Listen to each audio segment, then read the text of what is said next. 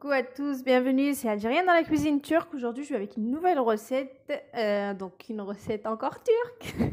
Donc, c'est vraiment un dessert, un tatlı, donc qui s'appelle bülbül yuvası. C'est un de mes desserts aussi préférés, j'adore ça. Donc là, je vais vous le faire aujourd'hui. Donc, il peut être fait pendant le ramadan, Inch'Allah. Donc, voilà, c'est un très très bon dessert. Donc, il faut préparer le sirop, bien sûr, avant.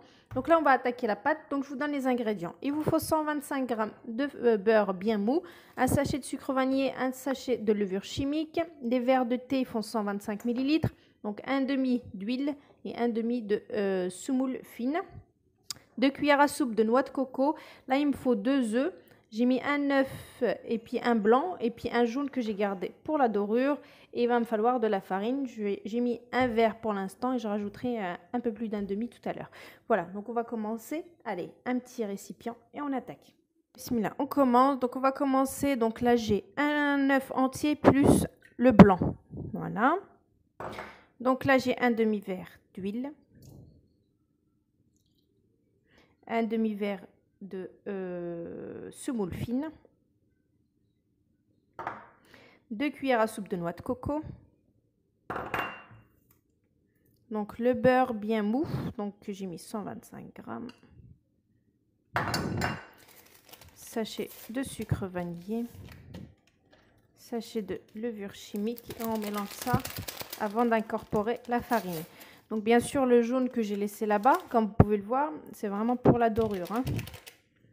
Voilà, ça évite qu'on reprenne un œuf après. Donc, bismillah. Donc là, je vais commencer. Donc, le beurre, il est bien mou.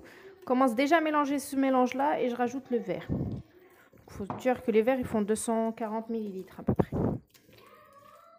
Mélanger ce mélange, je rajoute le verre de farine. Je mets qu'un verre pour l'instant.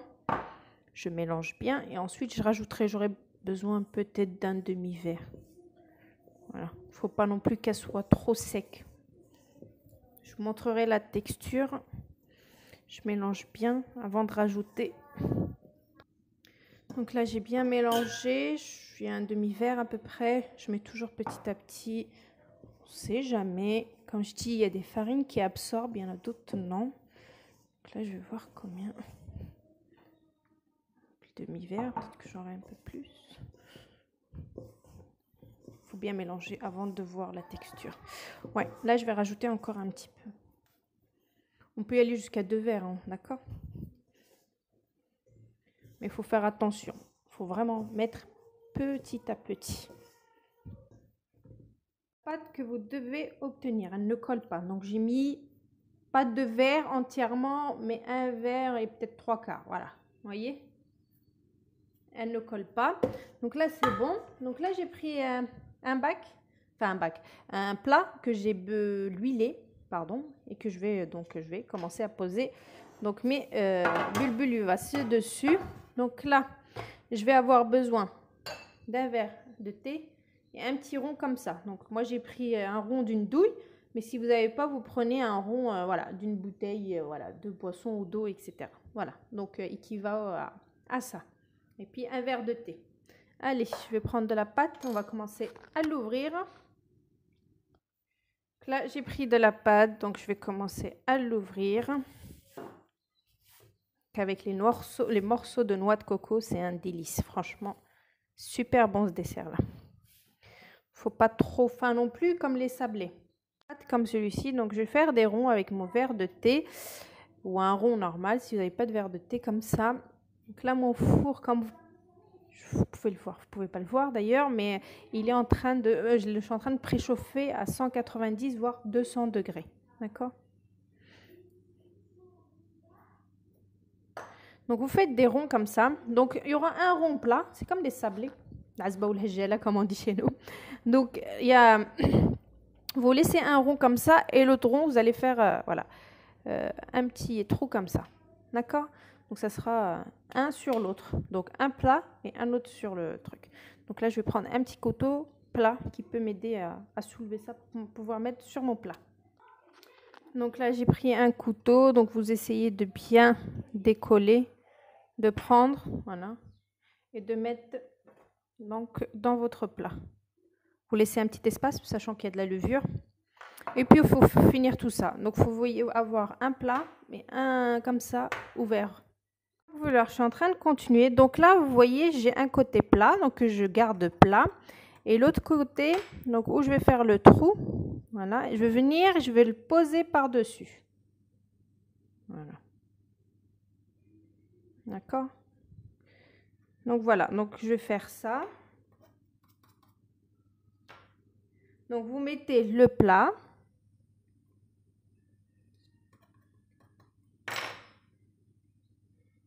Bon, celui-là, il faut aller doucement parce que c'est très délicat. Donc ensuite, vous ramenez celui où il y a le trou et vous posez ça par-dessus. D'accord?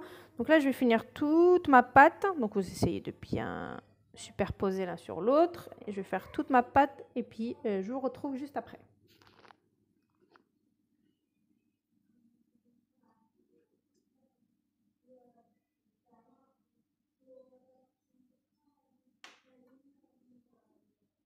Que vous faites? Moi, j'ai pris des noisettes, mais si vous n'avez pas, vous pouvez prendre soit des noix, soit des amandes, etc.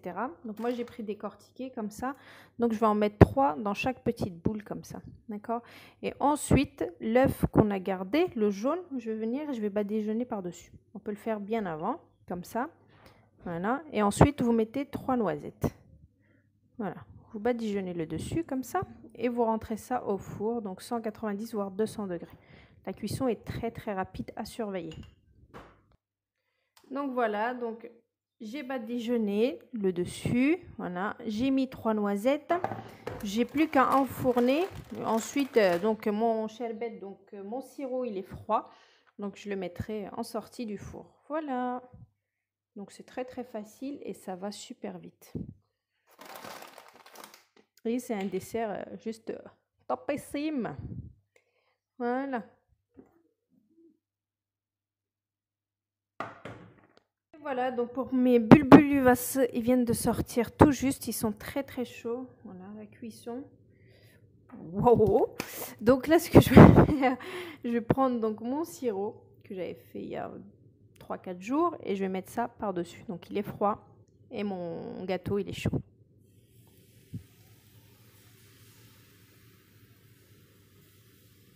Ensuite, il faut laisser à peu près 1 heure avant de servir, c'est mieux. Après, voilà, pour les gourmands, voilà, je parle pas, vous pouvez manger, mais voilà, 1 heure, c'est bien. Donc là, je vais mettre mon sherbet par-dessus et puis je vais laisser qu'il absorbe un petit peu.